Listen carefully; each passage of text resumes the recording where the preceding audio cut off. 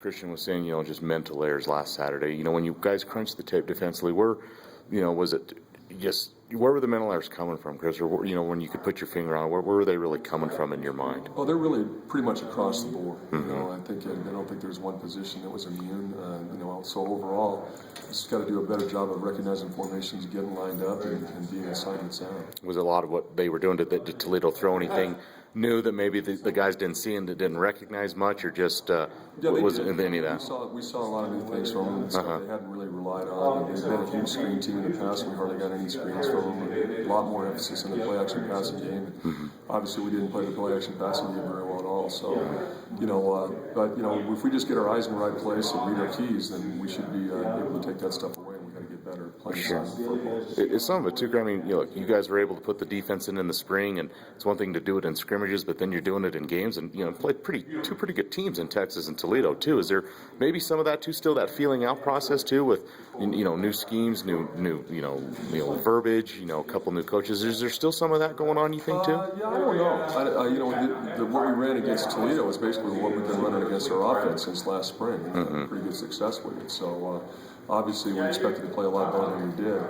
They did run some different formations. They run with a attached tight end a lot more than what we're used to, and we've got to be able to adjust to that stuff on game day. I mean, we're going to play against people that are going to game plan, so we have to be able to make adjustments.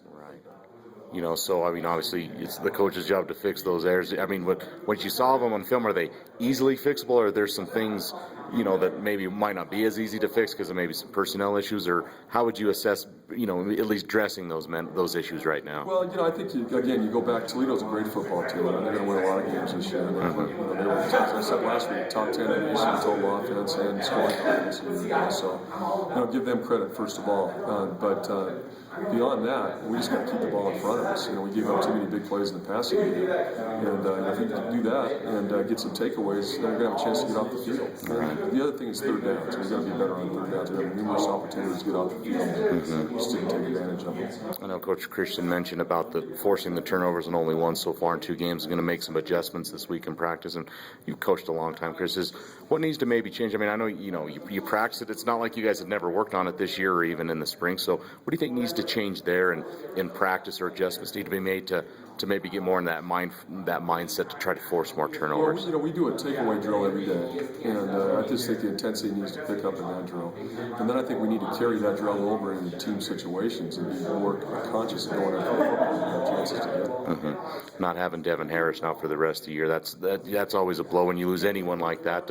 How's that going to affect the defense? And Ciosi's in the mix. It's like Oliver's getting back in the mix. How big will that be for those guys? And how will the loss of Devin affect this defense in your mind? Well, Devin's a very solid player. He's played a lot of football around here. He never liked to lose his starter, obviously. But it's college football. It's football in general. You've got to step up. The next man up has to step up and make his plays. And I'm confident that the 2 guys that we have playing that position can make it done for us this week.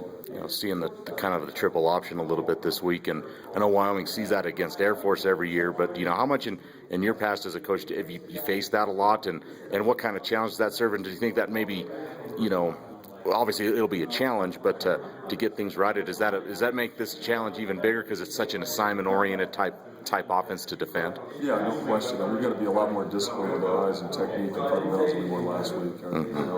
It's not going to be a good day for us. So we're going to be working real hard to keep it simple for the guys this week. And I think that, I've seen a sense of urgency from them so far. It's early in the week, but a lot of guys are up watching tape, and hopefully we'll be able to play a lot better than last Saturday. How does that quarterback compare, Chris? Maybe even does he compare to that Toledo quarterback very well? Is it fair to compare those two, or how does he kind of compare to other guys you've seen, I guess? I think so. I think he's a little bit like the Toledo quarterback, especially in his running skills. He probably runs better than the Toledo quarterback did. He's a triple threat guy. He can keep the ball. He rushed for 130 yards last week. He can throw the ball extremely well. He can scramble and make plays. So, it's a guy that's going to need to be contained. And if we're going to have any success, we need to just slow him down a little bit this Saturday. Gotcha. All right.